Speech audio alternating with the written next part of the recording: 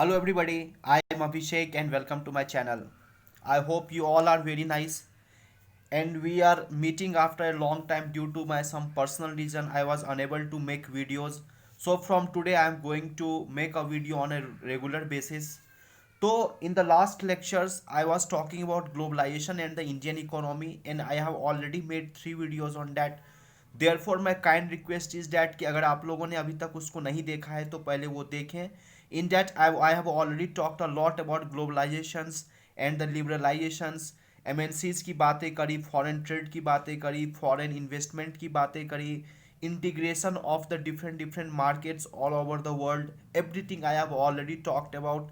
Kindly go to the videos and kindly watch that videos because I will be unable to repeat all those things again. Therefore, from today, I am going to the next topic of the same chapter, that is about World Trade Organizations, and I will be talking about the negative points of the globalizations. Because मैंने आपको पहले के lectures में already बताया है कि ग्लोबलाइजेशंस के कितने सारे एडवांटेजेस हैं, ये सब हम लोग ऑलरेडी देख चुके हैं. बट उसके जो डिसएडवांटेजेस हैं और उस डिसएडवांटेजेस को ख़त्म करते हुए किन गवर्नमेंट का क्या रोल है ताकि हर लोगों को सेफ गार्ड किया जा सके, इस बारे में हम लोग आज बातें करेंगे. तो first of all we are going to start with WTO. Already मैंने आपको बताया कि 1991 के बाद हमारे देश के अंदर LPG आया था, जिसके अंदर लिबरलाइजेशन, प्राइवेटाइजेशन एंड ग्लोबलाइजेशन की बातें हुई थी.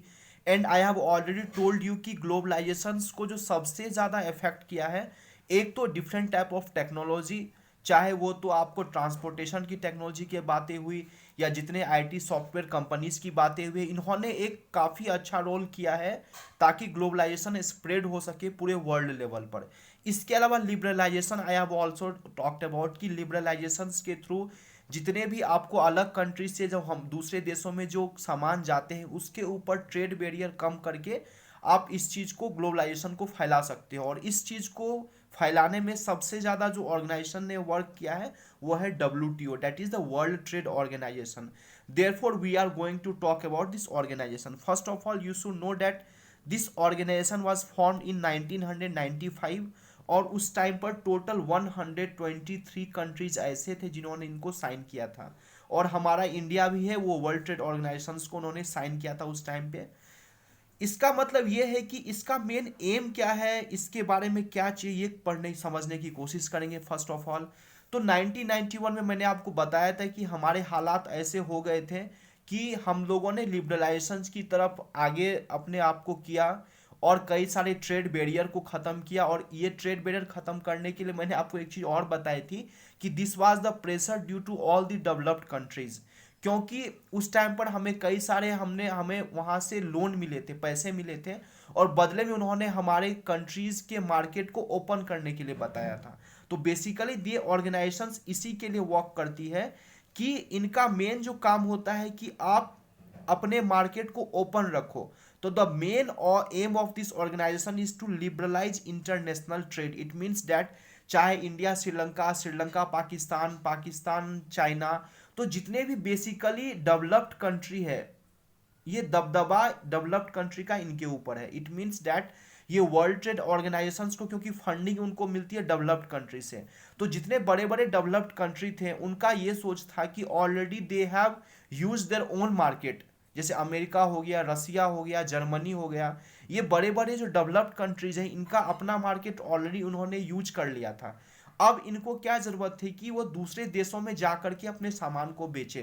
तो that's why through this World Trade Organisation उन्होंने क्या किया, इंटरनेशनल ट्रेड बैरियर्स को खत्म करने के लिए, लिबरलाइज करने के लिए जितने भी डेवलपिंग नेशंस हैं, developed nations, you know that one who is developed already, they have a very large influence on world trade organization. और वो क्या करती है, जो भी डेवलपिंग कंट्रीज है, डेवलपिंग कंट्रीज जैसे इंडिया, पाकिस्तान, श्रीलंका, जो कि लिटरली क्या है वो स्टेप वाइज डेवलप हो रही है, उनके मार्केट को ओपन करने के लिए उन्होंने प्रेशराइज किया. और ये प्रेशर कहाँ से आया था, वो डेवलप्ड कंट्री के अंदर जो मल्टीनेशनल कंपनियां वर्क कर रही है उनके through. This is internal matter.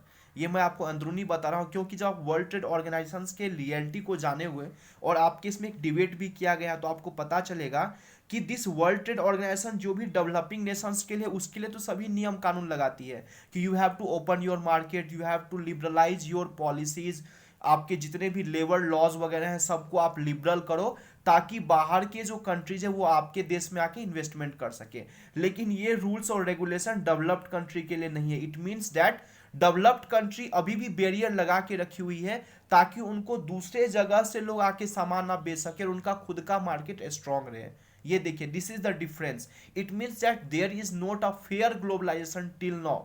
तो जब आप डिस्कशंस करोगे तो वर्ल्ड ट्रेड ऑर्गेनाइजेशन क्या है, this is basically run by the developed Nations. और वो क्या क्या है, डेवलपिंग कंट्री जो भी जैसे कि भारत है, इनके मार्केट को तो ओपन कर दिया गया है। इट मीन्स दैट जो भी डेवलप्ड नेशन है वो अपने सामान को आके आराम से बेच सकते हैं हमारे देश के अंदर। बट हमारे देश से अगर एक्सपोर्ट होके वहां पर बेचने की कोशिश करें तो वो बैरियर अभी तक लगा हुआ है और उसको वर्ल्ड ट्रेड ऑर्गेनाइजेशन कुछ कर भी नहीं पा रही है कि आप हटाओ इस बैरियर को। Try to understand, this is actually reality. तो रियलिटी की बातें बाद में डिस्कशंस करेंगे, फर्स्ट समझने की कोशिश करेंगे कि what is the main aim of WTO, what is the role of WTO, because question can come in your exams. First of all you should know about World Trade Organisations. तो मैंने establishment बताया आपको, उस time पे 123 Nations ने start किया था, now the number has increased up to 164।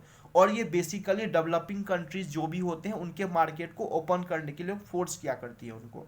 It means that main aim, I have also told you that it has to liberalise international trade started at the initiatives of developed countries. What I told you कि ये जो start हुआ था developed countries के initiative के पे start हुआ था WTO। क्यों हुआ था, reason I have also told you. तो it means that WTO establishes rules regarding international trade and sees that these rules are obeyed. It means that जो उन्होंने रूल्स लाया है इंटरनेशनल ट्रेड बैरियर को खत्म करने के लिए, लिबरलाइज करने के लिए रूल्स और रेगुलेशंस के, वो प्रॉपरली जो भी डेवलपिंग नेशंस है वो पूरे तरह से ओबे कर रही है या नहीं कर रही, वो उसका ऑब्जर्वेशंस करती है। It means that the WTO is suppose to allow free trade for all. In practice it is seen that developed countries have unfairly retained trade barriers. Try to understand, this is the thing I have told you कि जो भी developed countries हैं उन्होंने अपने trade barriers को तो remove कर दिया है। Trade barriers I have already talked about it.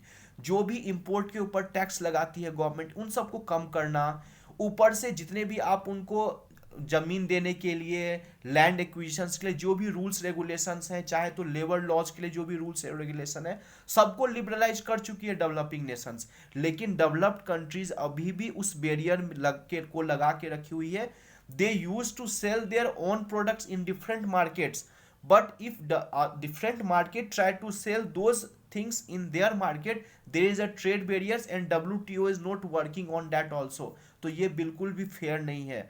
अगर आप डेवलपिंग नेशंस के मार्केट को ओपन कर रहे हो ताकि आप डेवलप्ड कंट्रीज के सामान को वहां बेच सके, तो आप डेवलप्ड कंट्रीज के मार्केट को भी ओपन करो ताकि एटलीस्ट डेवलपिंग नेशंस में जो भी चीज़ें सही तरह से, जैसे हमारे यहाँ एग्रीकल्चर है, in agriculture we are very rich, apart from our own uses we can export it in a large number. तो अभी अगर डेवलप्ड नेशंस के आप मार्केट को ओपन करोगे तो हमारी चीज़ें वहाँ पर आराम से बेची जा सकेगी, लेकिन ये नहीं होता है। वो वहाँ पर ट्रेड बैरियर लगा के रखी हुई है और WTO उस पर वर्क भी नहीं कर रही है। So there is always a debate on trade practices कि ये WTO क्या कर रही है, डेवलप्ड नेशंस को सपोर्ट कर रही है और डेवलपिंग नेशंस के अगेंस्ट में ये जा रहा है कि उनके मार्केट को ओपन कर दिया गया है, लिबरलाइज कर दिया गया है, बट डेवलप्ड जो नेशंस हैं उनके मार्केट को ओपन करना अभी भी बाकी है। बट इसके लिए आवाज़ उठानी पड़ेगी, government has to come forward. लेकिन कौन पंगा ले डेवलप्ड नेशन से, इतने काफ़ी सारी चीज़ें हैं, उनमें कॉम्प्लेक्सिटी है, तो कोई भी इतना स्टेप्स नहीं ले रहा है। But there is a need, जो मैं आगे डिस्कस करूँगा कि इसके क्या क्या उपाय हैं, कि what are the different solutions to it. In the solutions we are going to talk about it. तो there is a case study in America, you should go through this case study.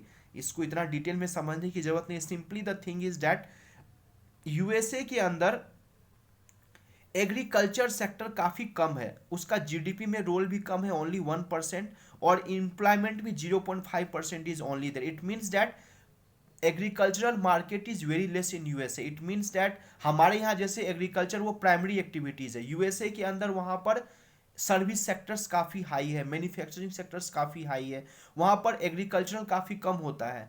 अब वो क्या करती है, उस agriculture, एक तो काफी कम योगदान है, इसके बावजूद यूएसए क्या करती है, जो भी फार्मर्स होते हैं they use to provide subsidy to the farmers. Subsidy का मतलब ये होता है कि अगर आप 100 रुपए का सामान आप खेतों के अंदर लगा रहे हो, तो सरकार उस 100 रुपए में से सपोज 40 रुपए खुद गवर्नमेंट दे देती है, मात्र आप 60 रुपए लगा करके सामान को उपजा सकते हो। This is simply in the layman language. Up to 10th language you want understand a very deep knowledge of it, तो मैं आपको सिंपली समझा रहा हूँ कि अगर खेतों के अंदर 100 रुपए का सामान लगाना है, तो 40 rupees will be provided by the government, that is known as subsidy.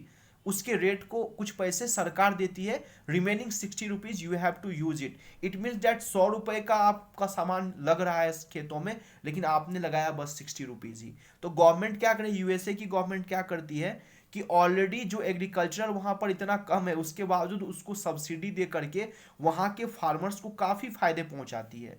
और बदले में जब आप पढ़ोगे इस रूल्स और रेगुलेशंस को, तो this WTO has make a rule that कि आप अपने देश के अंदर एग्रीकल्चरल सेक्टर्स में आप सब्सिडीज बहुत ज़्यादा नहीं दे सकते हो। आप इसके अलग अलग और भी काफ़ी डीपली बातें हैं, उतना मत समझो, आप सिंपली समझो कि जैसे कि मिनिमम सपोर्ट प्राइस होता है, इन सब चीज़ों के अगेंस्ट में भी ब्लैक बॉक्स है, ब्राउन बॉक्स है, काफ़ी बातें हैं। तो उसमें अंदर रूल्स क्या है कि आप वो जो WTO है वो मना करती है गवर्नमेंट को, you can not provide subsidy, more subsidy to your farmers.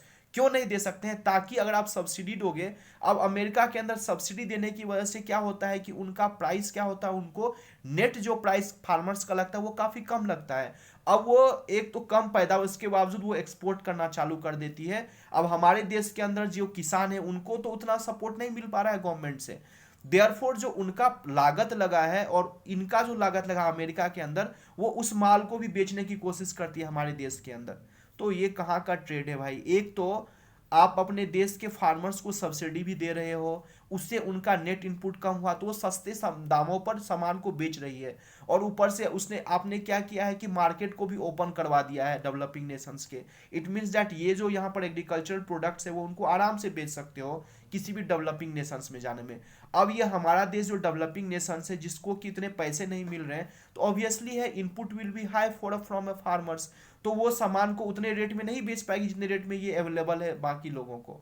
तो अब क्या है, यहाँ इसका मार्केट भी अब बंद हो रहा है इसकी वजह से। तो जो डोमेस्टिक हमारा चीज है वो खत्म हो रहा है due to this WTO policies. कि आपने डेवलपिंग नेशंस में तो कई सारे रूल्स लगा दिए हैं कि आप फार्मर्स को सपोर्ट नहीं कर सकते हो, अपने मार्केट को ओपन करो, लिबरलाइज करो, different type of labour laws को भी काफ़ी कम करो, लेकिन आप डेवलप्ड नेशंस के खिलाफ कुछ भी नहीं कर रहे हो। तो this is not a free and fair trade, that's what the discussion is all about.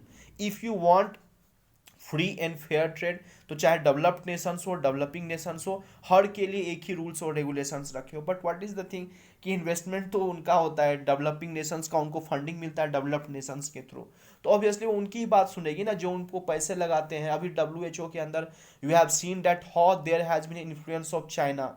तो आपने देखा कि किस तरह से वो कोरोना वायरस के लिए क्या क्या चीज़ स्टेटमेंट चेंज किया, उनको पता था कि चाइना के अंदर ये चीज़ स्प्रेड हो रही है, इसके बावजूद जानकारी नहीं दी। तो यही होता है, जो डेवलप्ड नेशंस हैं उनका बड़े बड़े ऑर्गेनाइजेशंस पे अपना हाथ होता है, चाहे वर्ल्ड बैंक हो, इंटरनेशनल मॉनेटरी फंड हो, ऑर्गेनाइजेशंस हो, वर्ल्ड WTO हो, हर ऑर्गेनाइजेशंस के ऊपर जो बड़े बड़े हैं सभी डेवलप्ड नेशंस का स्ट्रांग पकड़ होता है। और इस वजह से whatever the rules and regulations they try to make out, they will make on developing nations only, क्योंकि फंडिंग उनको डेवलप्ड नेशंस से है, तो they will support developed Nations.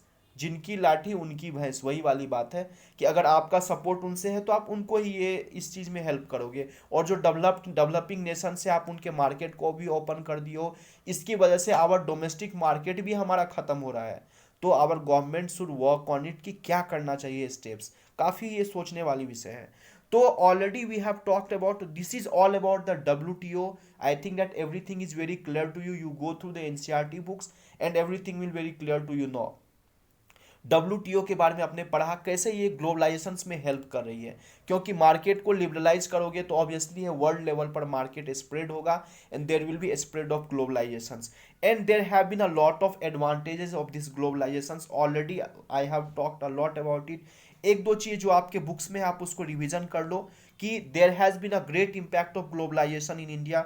सबसे फर्स्ट जो हमारे कंज्यूमर्स को है वो तो काफी बेस्ट ऑप्शन है। I have given the example of mobile phones, you have the different options, prices अलग अलग मटेरियल्स अवेलेबल है, आपको क्वालिटी अलग अलग मिलेगी, there is a lot of options. So due to this globalisation consumer have a very advantages, they will get at lower price, improved quality.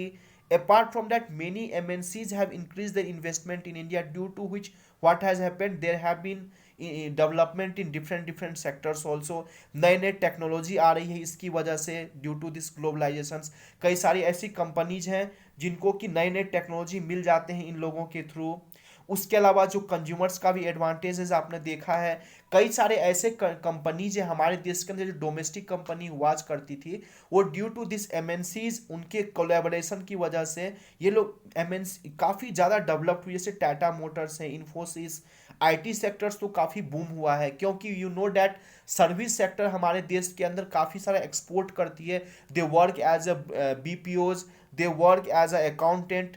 तो ये सभी चीज़ें, डाटा एंट्री, ये सभी बातें मैंने किया। आपने एग्जांपल देखा था कि कैसे एक न्यूज़पेपर जो ब्रिटिश का हुआ करता था वो हमारे देश के अंदर छपता था और छपने के बाद ब्रिटेन जाया करता था। This all I have talked about it. तो this all are the different advantages which have been due to the globalizations। Consumers का एडवांटेज आपने देखा है, कम प्राइस में ज़्यादा अच्छी क्वालिटी मिल रही है। डिफरेंट कंपनीज का एडवांटेजेस आपने देखा कि किस तरह से उन्होंने टेक्नोलॉजी की मदद से उन्होंने इम्प्रूव किया अपने आप को। Many companies have been developed a lot, like different Tata Motors, Infosys, Ranbaxy, Asian Paints, Sundaram Fasteners. ये सभी आप कंपनीज है वो काफ़ी डेवलप्ड हुई है ड्यू टू दिस ग्लोबलाइजेशन। वो अपने सामान को ना कि अपने देश में, वो हर पूरे वर्ल्ड लेवल पर बेचती है। इसके अलावा you you have seen that in MNC what happens कि दे वो क्या करती है कि यहाँ के जो छोटे मोटे व्यापारी हैं उनको सामान को बेचने के लिए उनको डिमांड करती है कि उनको ऑर्डर देती है। तो जो इसकी वजह से जो छोटे मोटे व्यापारी भी हैं उनका भी फायदा हुआ है कि उनको वहाँ, जैसे मैंने आपको बताया था कि वो they will order for a certain number of quantities, 1 lakh number of jeans, mainly जो क्लॉथ्स होते हैं ये सभी वो क्या करती है कि व्यापारी से खरीद के अपना टैग लगाती है। Already I have discussed a lot about it.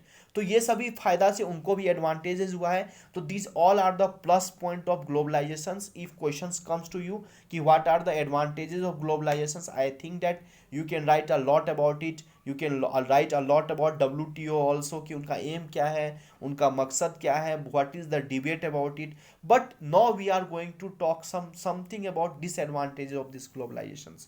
therefore try, there is a case study again in your book, you can read out it। मैं आपको एक समरी बताऊंगा। This globalisation and the pressure of competition have substantially change the life of workers. It means that इस globalisation से क्या हुआ है कि जो छोटे मोटे व्यापारी हैं, a large number of small producers and workers have posed a major challenges। तो ये ग्लोबलाइजेशंस का मेन जो साइड इफेक्ट हुआ है, मेन डिसएडवांटेजेस हुआ वो किनको हुआ है, स्मॉल प्रोड्यूसर्स एंड वर्कर्स। कैसे हुआ है, देर is a case study also कि ये एक व्यापारी है जो कि कैपेसिटर, बैंक कैपेसिटर बेचा बनाया करती है। कैपेसिटर्स आप डीपली मत जानो, simply this is a device, electronic device है। तो अब क्या हुआ है कि ग्लोबलाइजेशन की वजह से जो बाहर की कंपनियां आ रही है वो अपने सामान को आके यहाँ बेचती है। तो ये उसके बदले क्या हो रहा है, जो छोटे मोटे व्यापारी हैं जिनके पास इतनी पूंजी नहीं है, that they can give a competition to those companies because they have a very developed technology first. Secondly उनके पास पूंजी है तो वो पैसे लगा के रखती है। थर्डली वो चीप रेट पर सामान को बेचना स्टार्ट करती है। You have scene about Chinese toy. तो जितने ये छोटे मोटे जो टॉय के व्यापारी हुए होंगे उनका तो व्यापार ही खत्म हो गया ना इनकी वजह से। तो ग्लोबलाइजेशन की वजह से यही डिसएडवांटेजेस हो रहा है कि जो स्मॉल प्रोड्यूसर्स है, first I will be talking about producers, तब मैं आपको वर्कर्स की क्या प्रॉब्लम्स हुई वो भी मैं बताऊंगा। तो ये देख रहे हो कि किस तरह से ये छोटे मोटे व्यापारी हैं, उनको अपने सामान जो पहले बेचा करते थे खुद अपने डोमेस्टिक मार्केट में, but due to this globalisation वो बाहर की कंपनियां आके डायरेक्टली सामान को बेच दिया करती है। तो उनका इनकी स्थिति क्या हुई है, जो छोटे मोटे व्यापारी हैं बैटरी के, कैपेसिटर्स के, प्लास्टिक्स, टॉयज के, टायर इंडस्ट्रीज के, डेयरी प्रोडक्ट के, वेजिटेबल ऑयल के, ये सभी industries of these industries, these small industries have been hit hard due to this competition. Competition क्यों? क्योंकि उनको वहां से कंपटीशन मिल रहा है, क्योंकि एक तो उनके पास पूंजी ज़्यादा है, उनके पास टेक्नोलॉजी ज़्यादा है। अब हम कंज्यूमर्स की क्या प्रॉब्लम है कि ऐसे तो हमारे अंदर देशभक्ति होती है हमारे अंदर, पर जब सामान खरीदने में थोड़े कम रेट में मिले तो देशभक्ति साइड हो जाती है एंड वी गो फॉर, अब ऑब्वियसली बुरी चीज़ भी नहीं है, obviously you will see for the best. आपको जो कम रेट पर अच्छा अवेलेबल होगा आप वही लोगे, बट आप कभी चाइनीज़ है, ये इंडियन है, ये बाहर की कंपनी, ये देख के नहीं लेते हैं। अब धीरे धीरे माहौल ऐसा बन रहा है कि हम लोग बाहर की चीज़ों को अवॉइड कर रहे हैं और जो हमारे इंडियन मैन्युफैक्चरर कंपनीज हैं उनको बढ़ावा मिल रहा है, उनको दे, ताकि थोड़ा रेट ज़्यादा भी मिल रहा है, but let it be, our domestic market should grow. But पहले ऐसा नहीं था, बीच में तो हाल इतना बुरा हुआ था कि जो डोमेस्टिक मार्केट है इन सभी कंपनीज के, प्लास्टिक के, टॉयज के, वेजिटेबल ऑयल के, कैपेसिटर्स के, डेयरी प्रोडक्ट्स के, टायर्स के, इन सब का तो बहुत बुरा हाल हो गया था ड्यू टू दिस कॉम्पिटिशन्स। तो this are the disadvantages which small producers are facing. Secondly, अब वर्कर्स में बताता हूँ, you know that I have already talked about the different sectors. तो आपको मालूम है जो वर्कर्स हमारे देश के अंदर वो बेसिकली अनऑर्गेनाइज्ड हैं, ज़्यादातर 90% अनऑर्गेनाइज्ड हैं। I want discuss about organised and unorganised, kindly go through my videos, आपको सब कुछ समझ आएगा।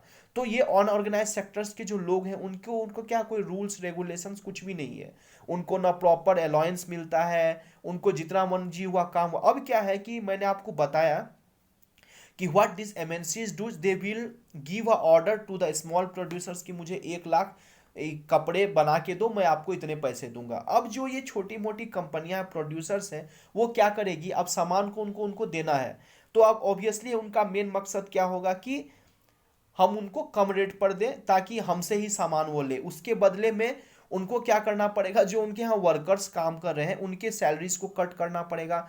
अपार्ट फ्रॉम दैट, जो उनके यहाँ परमानेंट एम्प्लॉइज थे पहले, वो सबको वो टेम्पोररी बेसिस पे वर्क कराती है। उसके अलावा उनसे ओवर टाइम करवाती है, पैसे भी कम देती है। बट ये बेचारे छोटे वर्कर्स की मजबूरी क्या है, उनको भी वर्क करना पड़ता है। अरे भैया, पापी पेट के लिए तो कुछ भी करना पड़ेगा ना, तो उनके लिए उनको वर्क करना पड़ता है। बट प्रॉब्लम्स ये क्रिएट हो गया है कि जो भी परमानेंट जॉब्स वगैरह थे सबके सब टेम्पोररी हो रहे हैं। इसके अलावा ना उनको कुछ अलाउंस मिला, इसके अलावा जो लेबर लॉज वगैरह है ड्यू टू दोज लिबरलाइजेशंस, आपको मालूम है कि लेबर लॉज को भी लिबरल कर दिया गया है। ना उनको प्रॉपरली अलाउंस मिलता है, ना उनको मेडिकल फैसिलिटीज दी जाती है, ना उनको प्रॉपरली टाइमिंग के अकॉर्डिंग सैलरीज दी जाती है। हाँ, आपको काम करना है तो करो वरना निकलो, पॉपुलेशन ज़्यादा है, आप नहीं काम करोगे दूसरा काम करेगा। तो इसकी वजह से जब आप ये केस स्टडी करोगे गारमेंट वर्कर्स का, तो आपने ये सुशीला की स्टोरी है इसमें, तो यू हैव सीन दैट कि ये स्मॉल प्रोड्यूसर्स तो इफेक्टेड हुए ही हैं, अब जो वर्कर्स उनके अंदर काम कर रहे थे वो भी काफ़ी इफेक्टेड हुए हैं ड्यू टू दिस ग्लोबलाइजेशंस। क्योंकि कंपटीशन इतना हार्ड हो गया है कि पैसे को प्रॉफिट करने के लिए और उनको करेक्ट टाइमिंग्स पर सामान देने के लिए एमएनसीज को वो किसी भी हद तक गुजर रही है। तो the condition of the work and hardship of this workers described above have very common to many industries units and services in India. तो ऐसा बहुत ही बुरा हाल हुआ है डिफरेंट डिफरेंट सेक्टर्स में कि जितने अनऑर्गेनाइज्ड वर्कर्स हैं उनके या तो जॉब चली गई है, and if they are doing the job वो मिनिमम रेट्स पे वर्क कर रही है, ओवर टाइम करती है, फिर भी उनको जितना पैसे मिलने चाहिए वो पैसे नहीं मिल पाती है। If you want to work you can work, अभी कोरोना के बाद यही तो हाल हुआ है।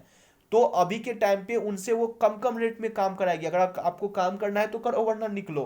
तो अभी क्या है, जो जिनके पास पूंजी है, जिनके पास पैसे हैं, वो तो सरवाइव कर जाएगी, because they have technology, they have money, they can give a competition to those MNCs. But जो स्मॉल प्रोड्यूसर्स हैं, जो वर्कर्स हैं, जिनके पास पूंजी की काफ़ी अभाव है, उनको पैसे नहीं है, वो तो टिक ही नहीं पाएंगे, वो तो ख़त्म हो जाएंगे, वो बिल्कुल बर्बाद हो रहे हैं।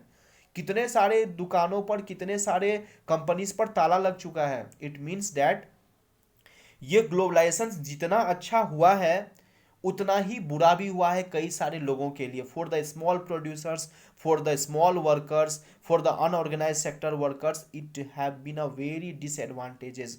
देयरफॉर वही चीज है, जिस तरह से every coin has two sides, therefore globalizations on one side it has so many advantages, but on the other side there is a disadvantages also which already I talked it।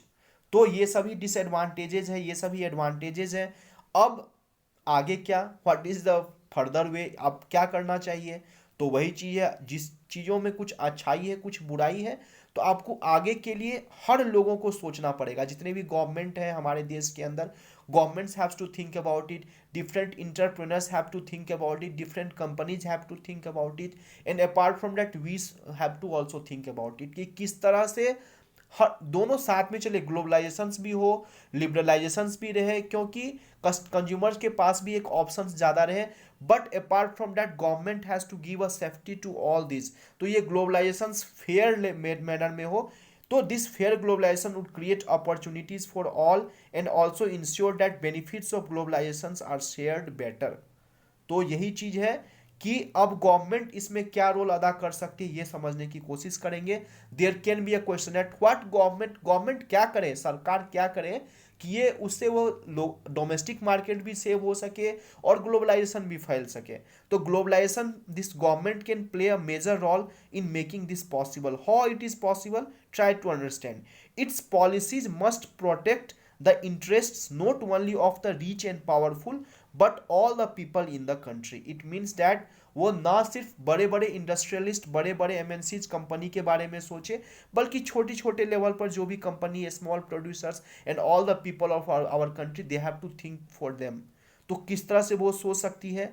तो there are some steps which government can take. For instant, government can ensure that labor laws are properly implemented and workers get their rights. It means that अगर suppose MNCs company यहाँ पर आकर के अगर कुछ इस तरह से नियम कानून लगाती है, बट आप लेबर लॉज को स्ट्रॉन्ग करके रखो कि अगर आप मजदूर को अपने यहाँ रखोगे तो उनको प्रॉपर फैसिलिटीज दो। देयर मेनी फैक्ट्री एक्ट है 1948, इस तरह से कई सारे लेबर लॉज हैं जिसके थ्रू आप लेबर के लोगों को, जो लोग हैं छोटे लोग, वर्कर्स जो होते हैं, उनके राइट्स को आप प्रोटेक्ट कर सकते हो। तो उनको प्रॉपर अलाउंस मिलना चाहिए, प्रॉपर उनको रहने की व्यवस्था होनी चाहिए, प्रॉपर सैनिटेशन वर्क होना चाहिए, प्रॉपर वहाँ पर लाइटिंग कंडीशंस होनी चाहिए, बहुत सारे कंडीशंस है। There are many labour laws कुछ you don't need to get in detail. Simply समझो कि जो भी लेबर लॉ है, कानून है, by which those small workers can be protected, you should follow these things. आप कंपनीज के अंदर एक रूल लगाओ सरकार की तरफ से कि अगर आप नहीं फॉलो करोगे,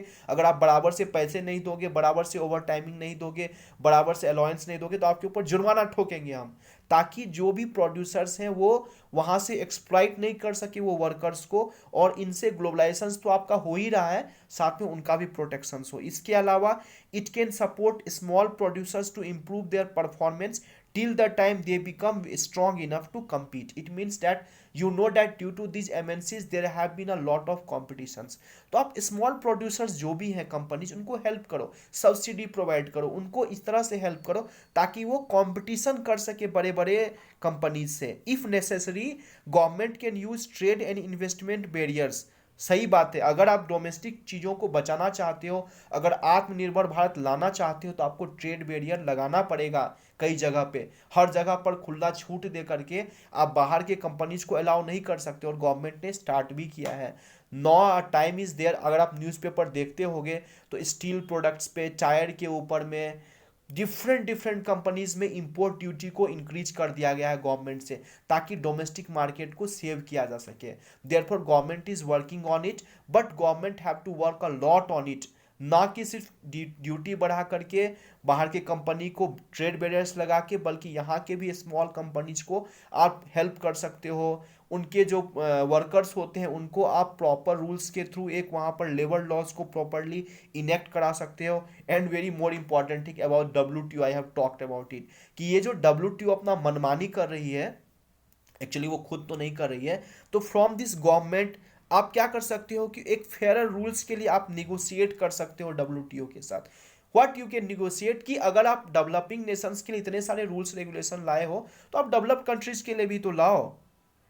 It means that in the past few years we have seen that massive campaign and representation by people's organization have influenced important decisions relating to trade and investment at the WTO। जो मैंने बताया कि आंदोलन की मदद से भी आप WTO जो ये मनमाना चल रहा है, जो डेवलपिंग नेशंस के खिलाफ ज्यादती हो रही है, तो आप उसको रोक सकते हो, ताकि डेवलप्ड और डेवलपिंग हर नेशंस के लिए एक ही रूल हो। फेयर ट्रेड होना चाहिए। If rules are same, everything will be fair, but fair नहीं होने से प्रॉब्लम्स होता है। तो these are the small steps which government can take for this to protect our workers, to protect the small producers. जो भी यहाँ की भी कंपनियां हैं उनको भी सोचना पड़ेगा कि आप अपने वर्कर्स के लिए सोचो, आप उनको एक्सप्लॉइट करने की ना सोचो, आप उनको प्रॉपरली हर फैसिलिटीज प्रोवाइड कराओ ताकि वो खुशी खुशी आपके यहाँ वर्क कर सके। Therefore this globalisation has both sides positive and negative. तो आपको ये सोचना पड़ेगा कि इनके पॉजिटिव साइड्स का एडवांटेजेस तो है ही, बट निगेटिव साइड्स जो है, जो कि स्मॉल प्रोड्यूसर्स को इफेक्ट किया है या वर्कर्स को इफेक्ट कर रहा है, आप उनको भी प्रोटेक्ट करो। Government have to think about it. तो that's all about this chapter. This chapter has 4 videos now. Globalizations के ऊपर आपको 4 वीडियोज़ हो गई इस चैप्टर के ऊपर, एंड द इंडियन इकोनॉमी। और विथ दिस आपका जो आपका ये इकोनॉमिक्स का 10th क्लास का सिलेबस है, it is also over. I have told you कि 4 चैप्टर्स आ रहे हैं आपके सिलेबस में। This one last chapter about consumer rights, वो मैं आपको बता दूंगा, but those that chapters is not coming in your examinations. तो with this your economics syllabus have been also over already। I have talked about your civics lectures। तो civics और economics दोनों खत्म हो चुका है क्लास 10th का। you kindly go through all my lectures। मेरे प्लेलिस्ट में जाएं, आप civics के सभी lectures को देखो, economics के सभी lectures को देखें। you go through the NCERT books, try to understand each and every point। I think that everything will be very clear to you। if any doubt, if any problems is facing by you, kindly write in my comment sections। आपको properly मैं उसको explain करके और भी बताने की कोशिश करूंगा, और इसी तरह से आपका वीडियोस अब रेगुलर आता रहेगा। Thanks for listening, take care of your health and good bye.